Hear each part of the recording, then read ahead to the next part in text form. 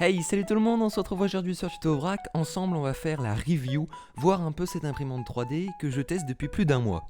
Donc tout simplement sur le logiciel, il suffit de glisser vos fichiers STL et ensuite on peut gérer plein de trucs, le remplissage, savoir si on veut un support et on peut directement passer à l'impression.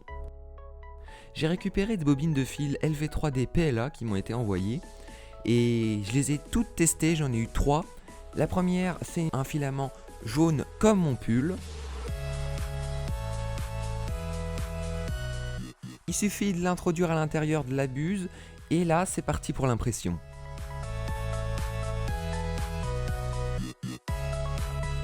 On imprime une espèce de tour plutôt sympathique.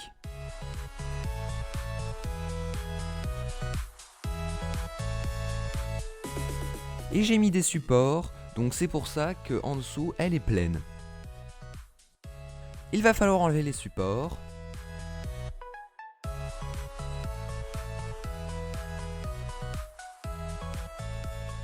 Et aussi, sur l'imprimante, on a un écran où on peut gérer plein de trucs. Donc ça c'est vraiment super, j'utilise tout le temps pour par exemple enlever le filament.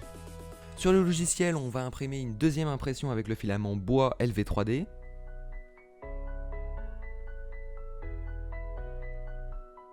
Et voilà le résultat. Plutôt satisfaisant. On passe maintenant au filament phosphorescent.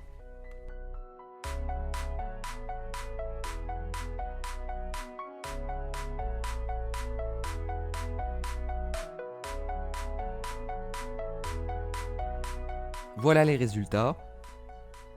Le bois est quand même un peu moins bien que le PLA normal.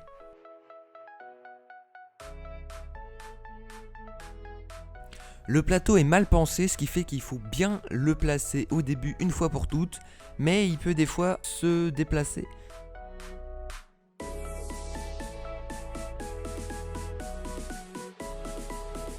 Aussi sur la buse, on a une petite cloche qui permet de savoir la température et qui peut des fois s'en aller. Et vous voyez, ça fait des taches noires car il va mesurer la température à côté et donc va monter beaucoup plus haut. Il y a aussi nos chariots qui, d'après vos commentaires, c'est moins bien que d'avoir des coulisses.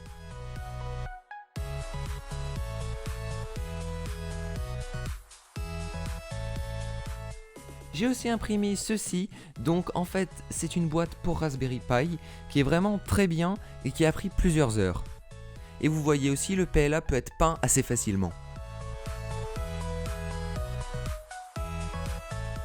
Et donc au niveau de la connectique, on a une entrée USB où je mets tout le temps mon ordinateur et l'alimentation qui est comme ça, ce qui n'est pas forcément la meilleure alimentation. Je sais qu'il est plus conseillé d'avoir des grosses alimes et aussi le problème c'est que la carte mère se situe à l'intérieur, dessous et vaut mieux en avoir une à côté.